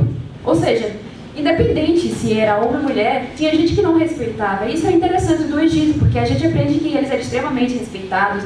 Tanto que nos filmes os faraós são autoritários, faziam o que bem quisesse, mas quando a gente começa a passar para a realidade, começa a ver que tem gente questionando até mesmo a ideia de vida após a morte. Tem texto falando sobre isso. Por acaso eu acho que é o texto que está em um livro meu, comprei. É bem isso, né? Então, assim, essa ideia de que isso era aceito passa muito por essas representações. Então, assim, não havia voz, não havia pedra para representar essas manifestações nessas categorias, né? Eles não tinham acesso ainda ao Face. Então, esse pessoal que tem essa pegada de analisar um comportamento social das categorias subalternas, são pessoas bastante céticas quanto a aceitar a ideia de que havia essa aceitação dessa divindade vinda do faraó cega, quando não era um momento de paz no meio social, de prosperidade, sabe? Então, assim, existem críticas severas em relação a essa ideia de que o faraó era um Deus encarnado e que todos aceitavam isso, que todos aceitavam, porque desde cedo era incutida a ideia da servidão em relação ao faraó, como se fosse uma coisa assim, uma bênção, não é? Então, agora, realmente, de fato, o comportamento que os egípcios têm em relação aos outros povos, né, que não seriam humanos e que realmente os egípcios eram eram diferenciados do ponto de vista da sua composição, né, às vezes faz a gente pensar que, né, isso era suficiente para que, né, todos aceitassem aquela organização social vinda do faraó, porque isso já era o diferencial em relação aos outros povos. E assim, às vezes parece pouco para entender o comportamento das categorias subalternas, numa sociedade em que as categorias subalternas eram tão mais numerosas assim, né, do que as categorias intermediárias ou altas, né? Então tem essa questão toda. Falando sobre obras cinematográficas, deuses do Egito. O que a gente vai aproveitar ou não vai aproveitar? Nada. Mais uma vez, professor e... Não, olha, eu não vou dizer que não dá para aproveitar nada. Por acaso eu estava falando com a professora Fernanda, na vinda para cá, que eu assisti esse filme na pré-estreia. Eu fiquei tão chateada que nem tive coragem de escrever sobre. Mas, assim, para não dizer que é um grande lixo joga fora, eu falo isso novamente com a câmera. Meu Deus.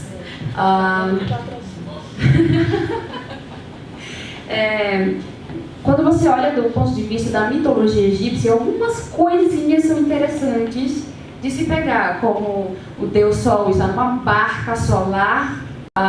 O conceito de terra plana não tem nada a ver com a ideia, a concepção egípcia. Inclusive, um dos primeiros povos a começar a perceber que a terra é redonda foram os egípcios. A Hipátia tem um dedo nisso. E eu achei isso de um absurdo. Tipo, foi um dos primeiros povos. Tudo bem que não foi no faraônico. Eles tinham uma ideia bem simplista do mundo. É tanto que para eles o Sol era um disco. O Sol se chama disco solar, a gente chama assim. Mas a ironia do filme é usar a ideia da Terra plana, sendo que os egípcios foram os primeiros a começar a sacar isso. Mas assim, é tanta viagem que... Nossa, que desgosto. E o Lannister lá, como o Horus, nossa. Eu preciso encher a cara. Não existe uma obra bem feita sobre a Antiguidade Oriental que eu conheça. Então você pode encontrar sobre várias fases da história obras cinematográficas em que os pontos positivos... Mas os deuses do Egito já exagerou aquilo ali. Então realmente agora, essas obras que relatam a antiguidade egípcia, mesopotâmica e inclusive a greco-romana são bastante ruins. Medonhas. Sabe? Então esse monte de porcaria chamado Gladiador, Êxodo, Arca de Noé, realmente esses do Egito, a múmia, a tumba de não sei quemzinho, o retorno da múmia, a volta da múmia, então assim, é bastante ruim. Então você tem fases da história que são bem representadas, né? Você tem a Idade Média como os filmes, você tem a época da Revolução Industrial, né? Que são os filmes. Eu não acompanhei, né? Mas eu não tive esse privilégio. Eu vi dizer que tem uma novela aí que retratou o Egito também, né? Ele tinha essa oportunidade. Então, assim, né? A gente tem que tentar partir para isso que a Márcia falou. Você tentar encontrar algo no filme que possa ser utilizado, porque na verdade o filme ele acaba fazendo... Ele dá uma oportunidade de apresentar. É que você não precisa odiar o filme, oh meu Deus, exclua esse aqui do Egito, destrua da humanidade, porque esses filmes, na verdade, levaram muita gente a procurar saber. Mas a ideia é você tentar pegar essas pessoas, ou então você mesmo. Quantas vezes você vai assistir, sei lá, Cavaleiros do Zodíaco, então um filme desse como Gladiador, e vai pesquisar para ver se aquilo ali é verdade. Então, é por isso que é muito importante a gente discutir sobre essas obras. Sentar com os alunos, principalmente de licenciatura, né? E começar a falar o que pode apontar disso. E é uma das coisas que eu mais gosto de fazer, embora me dá muita dor de cabeça, tristeza e vontade de morrer, né? Mas...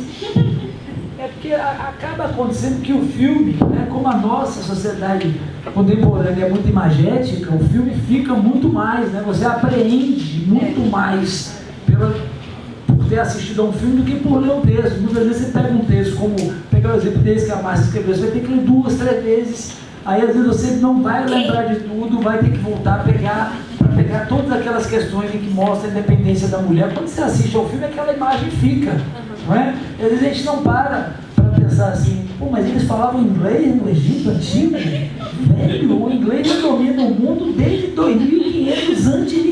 Esses caras estão aí realmente, a Lua para eles não é nada. Marte, Vênus, eles vão daqui a pouco fazer uma exploração do Sol. Então, parece bobo, né? Mas eu estou falando para vocês de perguntas assim, que um aluno fez, professor, mas eles falavam, um gladiador da Roma Antiga falava, eles conversavam em inglês, e você não vai poder falar, mas isso é absurdo, porque as pessoas não têm informação para combater esse tipo de informação que vem da indústria, não só da indústria cinematográfica, da indústria cultural como tudo. Assim, agora, especificamente o Egito, a Antiguidade Oriental, são bastante mal representados pelo cinema. Bastante. Tem que tomar muito cuidado. A pergunta foi porque eu te pergunto sobre as obras e um professor de história queria passar história para mostrar a religião e a mitologia do Egito. Eu falei, não, deixa eu perguntar para o meu professor. perguntar, antes que esses meninos começam a comentar aqui na escola e eu Bom, olha, o que eu posso dizer desse filme é que, assim, eu já tenho uma leitura do Antigo Egito e reconheci muitas coisas. Por exemplo, você assistiu o filme?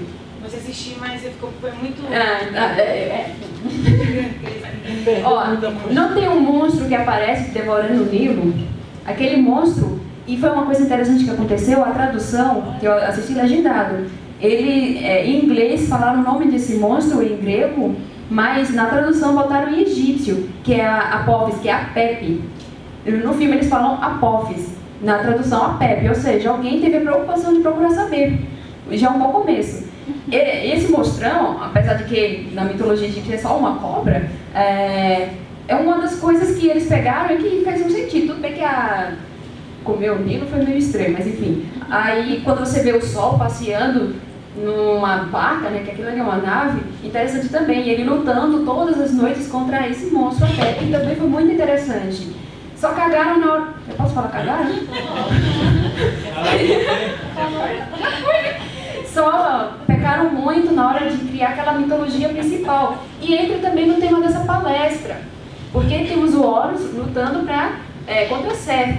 E temos a deusa Isis, que naquela hora que o Osíris morre, e não foi bem assim, né, na mitologia, ela se mata depois. E Isis como protetora do trono, é ela que ensina Horus a governar, é ela que ajuda Horus a derrotar Seth. E ela, no filme, é descartada logo no primeiro momento. E Néftis, que é uma deusa que não tem tanto a ver com isso, a Néftis, ela só ajuda a ressuscitar Osíris e atrair Seth. Ou Anubis, né? Mas enfim. Ela teve mais importância do que a irmã, e só para ter aquele fim que ela teve. Aí são essas coisas que eu achei extremamente absurda, principalmente com Isis. Ela não merecia isso porque é um dos apostos principais da mitologia da contenda de Horus e Seth. É Isis ensinando a ele a batalhar contra o tio. Então são essas coisas que... Nossa! Mas tem muitos pontos. Eu cheguei a comentar esse filme, o trailer desse filme no meu site. Uma coisa que eu achei bem legal, por exemplo, foi os deuses serem retratados bem maiores do que a população. Isso eu achei sensacional, embora o público comum não tenha gostado. Achou horrível. Mas assim, se você tem uma leitura anterior, já está bem, já conhece bem a mitologia egípcia, você vai pegar pontos muito interessantes, inclusive sobre a história egípcia, que eu não vou falar aqui, senão vou me alongar e falar desses pontos. Tudo bem, porque você pode chegar para um aluno, perguntar o que ele achou e tal, e você discutir os pontos verdadeiros. Ou então que a gente acredita que seja a realidade. Mas se você só passa por passar, como se fosse conhecimento histórico, você já vai perder tempo. Boa noite, meu nome é Ricardo, do curso de História, terceiro semestre. Primeiramente eu gostaria de dar parabéns aos palestrantes e agradecer a presença. Minha pergunta é a seguinte: hoje, com o crescimento do mercado editorial, a gente vê muitas obras, não só no cinema, mas também nos livros, obras fronteiriças que traz ao grande público um primeiro contato com a história, só que é aquele primeiro contato que vem através dos jogos, que são quase histórias, não chega a ser aquele material realmente completo.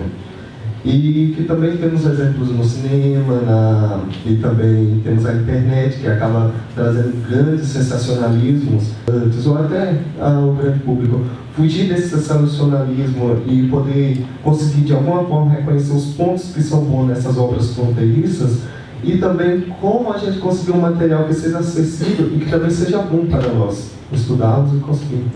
Olha, sobre como conseguir um material bom é bem difícil mesmo. Um livro excelente de egiptologia custa em média de R$ 90 para R$ 1.000. Isso tanto em português como em inglês. Infelizmente essa é a realidade. Um dos principais livros introdutórios sobre o Antigo Egito que está sendo vendido aqui no Brasil, que é o Rimon, eu acho que é o Egito Antigo ou o Antigo Egito, não lembro a ordem, hoje está custando quase R$100. Outros custam 60. Eu tentei fugir disso e tentar baratear o máximo, porque eu sei dessa realidade. Muita gente não tem dinheiro. E ainda assim eu sei de casos de pessoas que juntou moeda para comprar o livro. Então, essa é uma realidade, infelizmente, não está tanto ao nosso alcance, tem a ver com a editora, e Egito, ele vende muito, tem gente disposta a pagar, então é mais complicado. Tem livros estrangeiros que tem pesquisador aqui do Brasil que prefere comprar em e-book, que é um pouquinho mais barato. Então é mais difícil. Usualmente, algumas revistas, tipo a National Geographic, trazem materiais excelentes. Os melhores, infelizmente, estão em espanhol, de revista, né? Da própria National, ou História Nacional, não sei, não lembro. Se procurar, é alguma coisa assim, ou é a História Nacional da National Geographic, mas sai em espanhol. E tem textos excelentes voltados para o público comum. Aqui no Brasil, esse tipo de cultura ainda não é tão ampla. A gente está tentando até mudar isso. E qual era a outra pergunta que eu não lembro mais? Também não lembro. Não, o acesso é limitado. Material que pode indicar, né? Como a gente conseguir pegar e fugir desses pontos que sim. Eu vou dar a minha opinião, não quer dizer que é a certa. E tem até um pouquinho a ver com a forma que você dá aula. Eu vou falar da minha pessoa, como foi que eu comecei a perceber isso? Eu consumia praticamente de tudo.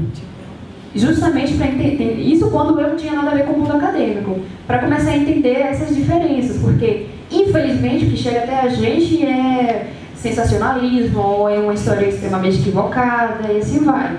Comigo foi assim, eu comecei a notar a diferença entre o material postado por alguém que não tinha nada a ver com o meio acadêmico, o material postado por um repórter que também não tinha nada a ver com o meio acadêmico, que só fez a entrevista, e um acadêmico. O problema é que esse repórter ele chega a nós bem mais fácil, mas foi uma coisa que foi crescendo.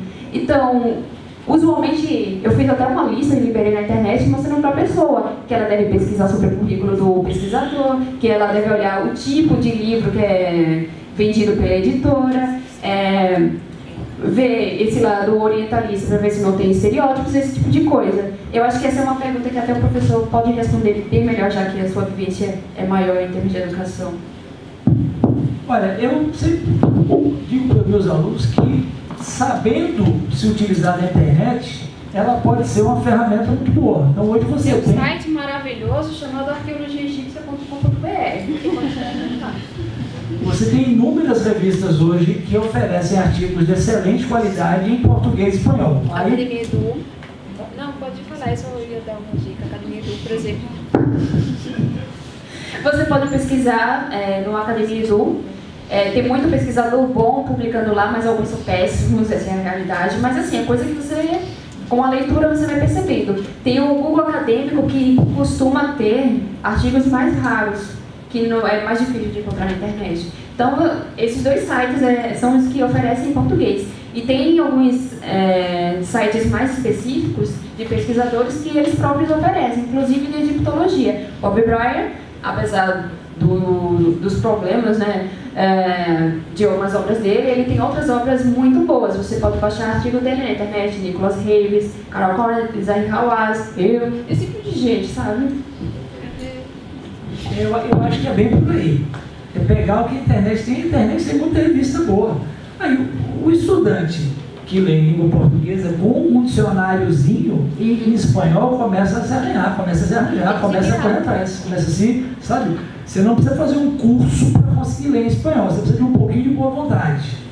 Tá? Então você tem muita coisa em espanhol, em revistas acadêmicas, e a partir do momento em que você começa a se inteirar de informações trazidas por pesquisadores, por arqueólogos, por geógrafos, por linguistas, por historiadores, gente que conhece do assunto que você quer pesquisar, você vai começar a estabelecer filtros mais rigorosos. Quando você começa a ler algo que a linguagem é muito rasteira, ou as informações são sensacionalistas, você mesmo vai identificar aquilo. Então, na verdade, a sua erudição quem vai fazer é você. Agora, por exemplo, para algumas temáticas, como história da antiguidade oriental, fica muito difícil se você não souber falar pelo menos inglês ou francês. O ideal é que fale inglês e francês, porque 99,9% da produção, o que não está nessas línguas, tem tradução para elas. Tá? Então, quando os alunos chegam para mim, para falar, Bruno, eu quero estudar história antiga, o que eu preciso fazer? A primeira coisa é aprender uma língua estrangeira. Para ter acesso à bibliografia, precisa aprender uma língua estrangeira.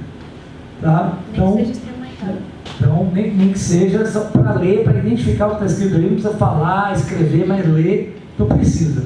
Agora, hoje em dia, com o avanço da internet, você tem muita revista que é virtual e que traz muito artigo bom sobre a antiguidade, tanto greco-romana como oriental. Então, tem muita coisa em português, muita coisa em espanhol. Começa por esses artigos, sabe? A partir do momento em que você cria um hábito de ler acadêmicos escrevendo, pessoas que estão fazendo pesquisa, aí, como a Márcia colocou, você faz a pesquisa, bota lá quem é. Às vezes no próprio artigo tem lá, quem é esse cara? Também referência.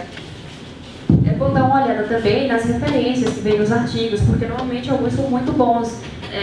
E você vai vendo até mesmo sobre a credibilidade de quem escreveu o artigo. Você vê uma referência esquisita, aí você já começa a ficar um pouquinho a pé atrás. Mas tem, no meu mesmo e de outros egiptólogos e arqueólogos, outros historiadores, eles trazem algumas referências em português. Então você já pode ir por esse caminho, caso você ainda não saiba falar inglês ou espanhol ou outra língua. Caio, eu faço administração pelo último semestre e é interessante também a gente saber um pouco do ponto de vista do modo de produção, para a gente entender também a questão, não somente essa parte social, né? Porque é interessante a gente ter um ponto de vista do modo de produção artesanal deles Eu chego já. Aí a água é um desses elementos de libação, mas também temos a cerveja e o vinho. A deusa Hathor, que é tanto deusa do amor, romântico e sexual, ela era a deusa também das festas. E os rituais de libação, principalmente em cerveja, vinho e leite, eram voltados para ela. Aí a cerveja egípcia, mais antiga, ela é vermelha. E tem se estudado muito para saber quais são os componentes. Existem sugestões e são trabalhos extremamente específicos. Eu não posso falar, eu não tenho um conhecimento para falar todos os elementos certinhos, mas é cerveja fermentada e era cerveja alcoólica, tanto o vinho como a cerveja. E durante os os principais festivais, a cerveja era distribuída para a população. Inclusive a cerveja, ela era tão proteica que ela era dada para os construtores, com pão. Era o lanche deles, às vezes até o pagamento deles. Mas em termos de economia, eu sei que principalmente o vinho. Existem, se eu posso chamar de ânforas no egípcio, não sei se eu posso usar esse termo, que inclusive são elas, assim, chegou a ser comercializado, se podemos usar esse termo, mas são os potes de vinhos que nos ajudam a dar datações sobre reinados, porque lá vinha vinho do ano tal, do reinado do faraó fulano. E é extremamente importante, porque não é uma datação absoluta, mas ajuda muito. Bom, gente, quem tiver mais alguma dúvida, eu vou pedir que deixe para sexta-feira. Amanhã nós não temos atividade, vocês têm aula normal. Na sexta-feira que nós convidamos para discutir esse aspecto da bioarqueologia. Eu agradeço a presença do professor Bruno e a presença da professora Márcia e aguardo vocês na sexta-feira. Quem não assinou a lista, ela está disponível, eu acho que é do lado de fora. Muito obrigada. Obrigada, gente.